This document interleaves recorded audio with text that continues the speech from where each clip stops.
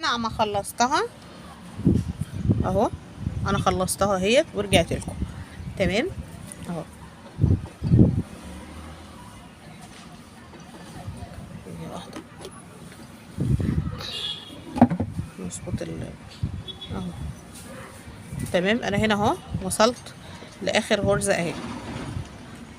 خلاص هعمل ايه بقى؟ هطلع الابره بتاعتي كده وهاخد قطعه من الخيط مش كبيره يعني حته صغيره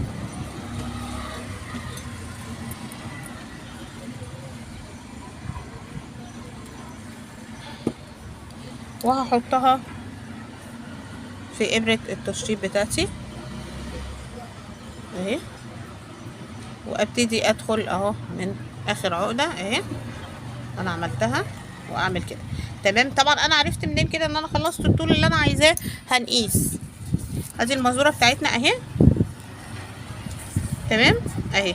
هقيس بيها المساحه اللي انا اشتغلت عليها اهي من هنا، اللي احنا قلنا ان هي كانت 29 وبقت 28.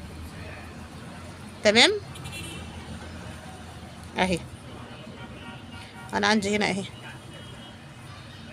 خلاص 28. طيب هنعمل ايه؟ المفروض اني الطول بتاعي هنا بيبقى 3 اهو.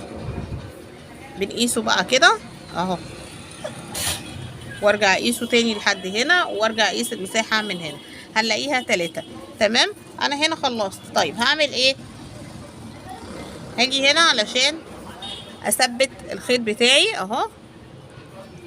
ابتدي اثبته علشان ما يرجعش يفك مننا لما نيجي نشتغل اهو. شايفين اهو مع بعض. اخش بقى في اي غرزة كده من هنا على اساس اني انا اثبته. يا رب يكون واضح في التصوير اهو. تمام كده انا خلصت. طيب هعمل ايه بقى بعد ما خلصنا؟ المفروض اني هتني اهو كده. شايفينها اهي مع بعض. تنينا الناحية دي كده. تمام. هاجي برضو من الناحية دي هتني العكس. هتني ازاي؟ هتني العكس. يعني انا تنيت الناحية اللي هناك عكس دي اهي. شايفين ادي الناحية دي اتنت كده اهو، واثبت دي كده كويس اهي. تمام. انا بحاول ابين لكم التصوير كله. وادي الناحية التانية عكسها اهي، وبرده بثبتها كده. بعد كده هعمل ايه اهو؟ خلاص كده. طيب هنعمل ايه؟ هنجيب الناحيتين بقى على بعض اهو بالمنظر ده. معلش انا بتلخبط برضو، هي اتلخبط شويه بس هي سهله، مش حاجه صعبه يعني اهو. وهنحطهم الاتنين كده اهي قصاد بعضيها، وهنبتدي نشتغل على القطعه دي. هقطع الاول بس الخيط بتاعي من هنا. تمام. هنبتدي نشتغل على دي بابره التشطيب نقفلها. تمام. وبعد كده نقفل الجزء التاني اللي من تحت. هقطع الاول الخيط بتاعي من هنا. خلاص انا هنا لضمت الابره بتاعتي اهيت ورجعت لكم. طيب اجي هنا هدخل من جوه اهو. تمام. هخش من جوه كده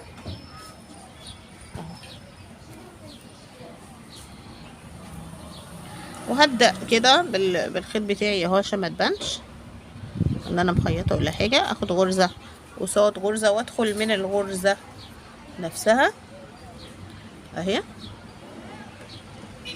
علشان يبقى شكلها حلو اهو.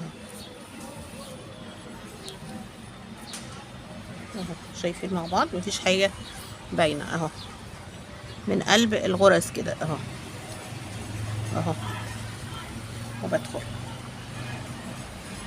شايفين اهو كاني بعمل سراجة عاديه بس بدخل من قلب الابره الغرزه. بدخل من قلب الغرزه من الداخل اهو.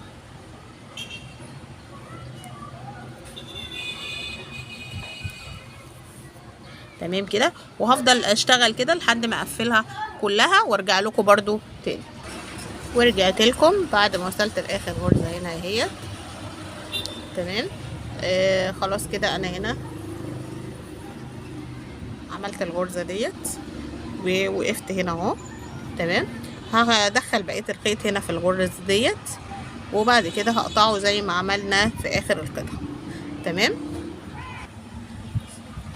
فانا كده خلاص اهوت. هثبت بقى الخيط زي ما قلنا هنا اهو عشان اتخلص منه، وفي نفس الوقت تبقى الغرزة بتاعتي ثابتة. تمام. هدخل من وسط الغرز كده،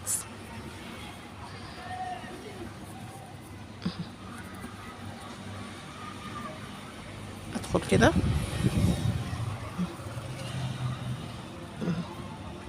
علشان ما تبقاش باينه، وفي الاخر خالص اهو اعمل بقى عقده هنا كده اهو من الداخل اهو، شايفين جوه الشنطه، علشان برضو ايه ما تبقاش باينه. تمام. اهو انا كده خلاص خلصت. هقطع الخيط وارجع علشان نعملها من ورا اهو. تمام كده من هنا خلاص خلصناها من الجنب ده. هنعمل نفس اللي عملناه هناك هنعمله هنا اهوت في الجنب ده، ونظبطه من هنا اهو. هنظبط دي كده وهندخلها ديت اهي للداخل، وهنبدأ ناخد الغرز اهي. شايفين اهو مع بعض اهو الناحيتين مظبوطين. ليه؟ لان القطعه زي ما قلنا احنا بنحسبها بالظبط، فبتطلع معانا اهي مظبوطه. تمام اهو. هبتدي بقى اخيط برضو زي ما عملت هناك، هعمل هنا. تمام. وهخلص وارجع لكم اوريكم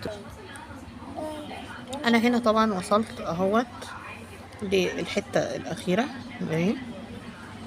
هنا كده انا بقفل في الجنب التاني، نفس اللي عملته هناك بعمله هنا. تمام اهو.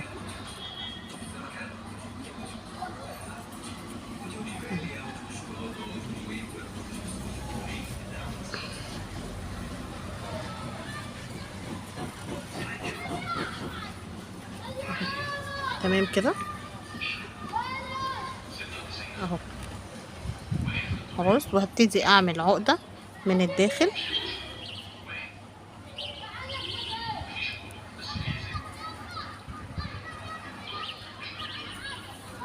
علشان ما تفكش، واخد الخيط وادخل بيه من داخل الغرز كده اهو.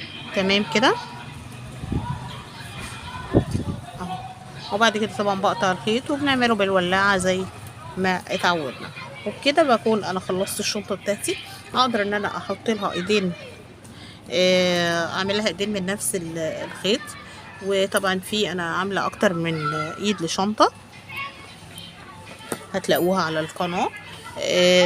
وفي نفس الوقت برضو اقدر ان انا اجيب لها ايدين من الجلد واركبهم عايزة زي ما انا عايزة. هاتني الحتة دي كده ممكن اركب فيها الايدين، او ان انا اعمل حتة هنا وحتة هنا علشان اركب فيها ايدين الشنطة بتاعتي. بس هي هتبقى الاحسن ان احنا نركبها من هنا، يعني نركب الايدين من هنا كده، ونفس النظام بالنسبة للناحية التانية.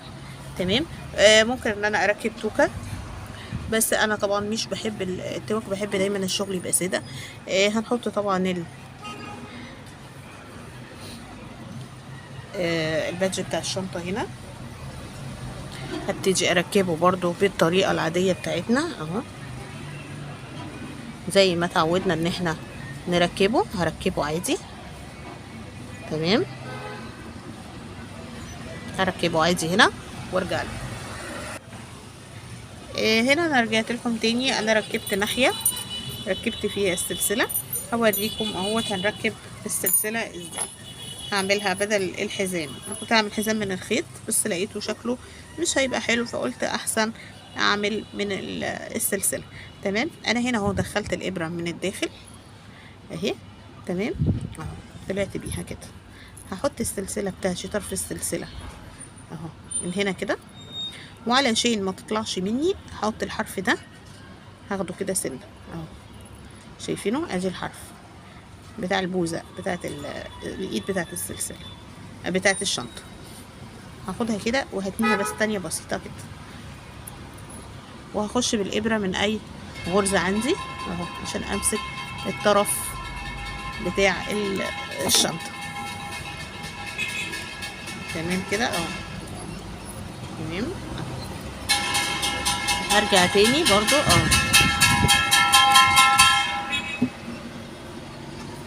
شايفين مع بعض اهو.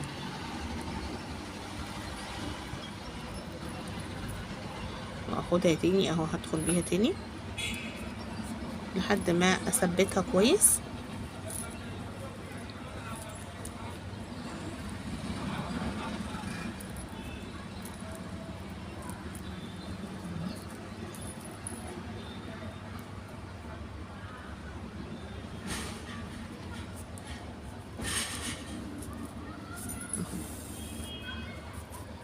تمام لحد ما اثبت ديت كويس. اثبت دي كويس من هنا اهي، تبقى كلها كده زي دي، زي ما عملت دي كده اهو. شايفين طبعا الخيط ده والحاجات دي في الاخر بنعمل لها تشطيب وبتبقى ما فيش اي مشكله فيها. هثبت دي برضو نفس الحكايه زي ما عملت التانية بالظبط وارجع لكم اوريها. هنا اهوت خلصتها تمام ورجعت لكم تاني. طبعا انا لو عايزه اركب هنا كبسوله هتركبي كبسوله عادي، مش عايزه خلاص مفيش اي مشكله. عايزه برضو بيطانه من الداخل هتركبي، مش عايزه خلاص. وبكده نكون خلصنا الشنطه بتاعتنا. عايزه تحطي طبعا اي حاجه جماليه، دي حاجه بترجع ذوقيا ليكي. كده بنكون خلصنا الشنطه بتاعتنا النهارده، واتقابل معاكم ان شاء الله في فيديو جديد وعمل جديد. السلام عليكم ورحمه الله وبركاته.